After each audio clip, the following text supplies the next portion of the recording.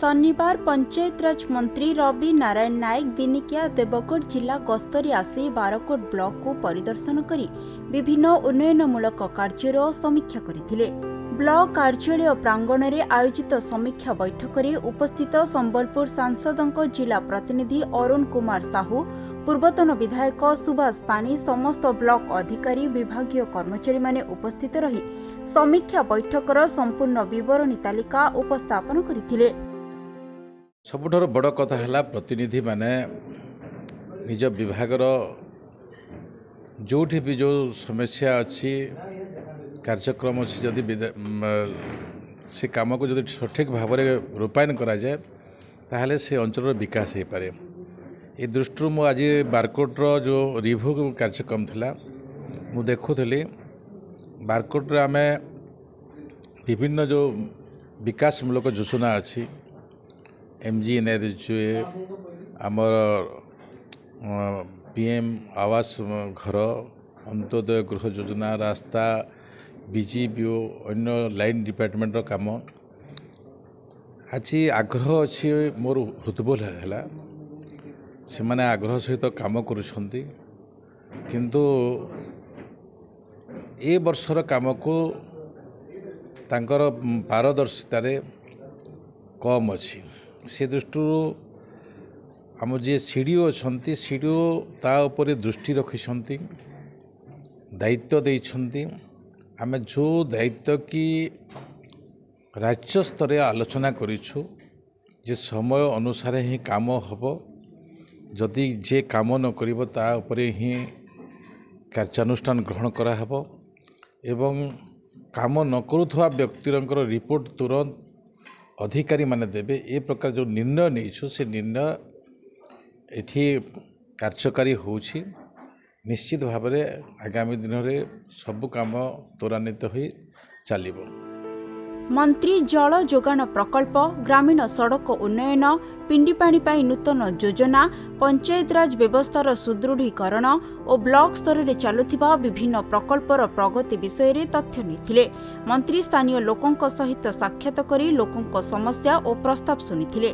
बैठक में मंत्री समस्त विभागीय अधिकारी मानकु समस्त प्रकल्पर कार्यगति द्रुत गति रे करिबा पाई निर्देश देथिले। माननीय पंचायत राज मंत्री बारकोट ब्लॉक रिव्यू करते एथिरे हमर ब्लॉक जहाँ जहाँ सब स्कीम अच्छी जमती कि प्रधानमंत्री आवास घर, प्रधानमंत्री PM जन्मन, BGBO,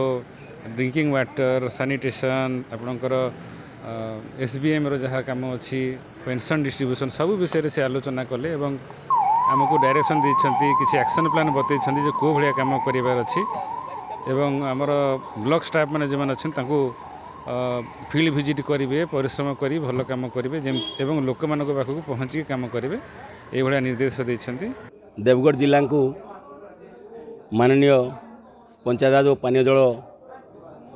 मंत्री रवि नारायण नायक महोदय दिनिकिया गस्तरे आसी बारकोट ब्लॉक समीक्षा बैठक में जोग देइथिले। विभिन्न विभाग रे समीक्षा कले एवं समीक्षा जना गला जहाँ जे समस्त विभाग अधिकारी माने तांकर कार्य को ठीक भाव में समापन करचंती एवं आगामी दिन रे आहुरी भल भाव में काम करी केमती ओडिशा रे 1 नंबर ब्लॉक करेंगे बारकोट ब्लॉक को से उपदेश देले एवं राज्य सरकार द्वारा जो पुरस्कार घोषणा कर 25 लाख टंका ताकू एमती बारकोट ब्लॉक पाऊ ये उपदेश दे तांकर समीक्षा बैठक समाप्त कले एवं से जमती कि प्रधानमंत्री आवास योजना, कृषक मानकर योजना, जॉब कार्ड जमती कि चाउल कार्ड एवं पेंशन तथा समस्त उन्नयनमूलक काम केमिति भल भाव में चलिबो सेतिपई मध्य उपदेश देइथिले।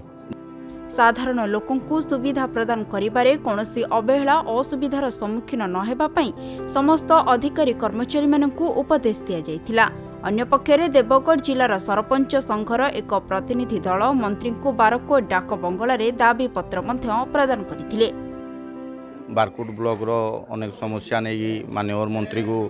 देखा करूँ आम जनईलु आमर जहाँ जहाँ समस्या होती BGBO आमर गवर्नमेंट जहाँ उन्नति कार्यक्रम जहाँ काम दौरान तार सरपंच मान को सब अणदेखा कराऊँ तेणु आम आसिक आज माननीय मंत्री को आम देखा करी तार समाधान लगी मंत्री को गुहारी करथिलु मंत्री हमको आशा एश्योरेंस देइजंदी तार किछि समाधान आकु करबे बोली। माननीय पंचायत राज मंत्री बारकोट ब्लॉक रो रिव्यू करुले एवं आमर अनेक लोकंकर प्रजांकर अनेक गुहारी शुणिचंती एवं मु आशा करुची जे माननीय मंत्री निश्चित भाव में ताको सफल करिवे। आमे कहितलु विकसित गाँव मान को जो कार्य जाउची से कार्य आमर सरपंच भाई माने माँ माने समस्त आमे करिथिलु। तेणुकर आमे सरकार को निवेदन करुचु ये सुचारू रूप से जो गाँव को कार्य दौरान से कार्य सरपंच मानकर तदारख सरपंच मानकर जो एजेंसी भी रोचन से भी खंडे दि खंड काम करवा कथा समस्त को मिली मिसेकरी समस्त को नहींकरी जदि आम चलबा ताले निश्चित भाव दल बंचब एवं कार्यक्रम आम ब्लॉक रे कौन जिले में हम उन्नति हो पार विकास हो पार। देवगढ़ देवानंद नायकों रिपोर्ट खबर ओडिशा।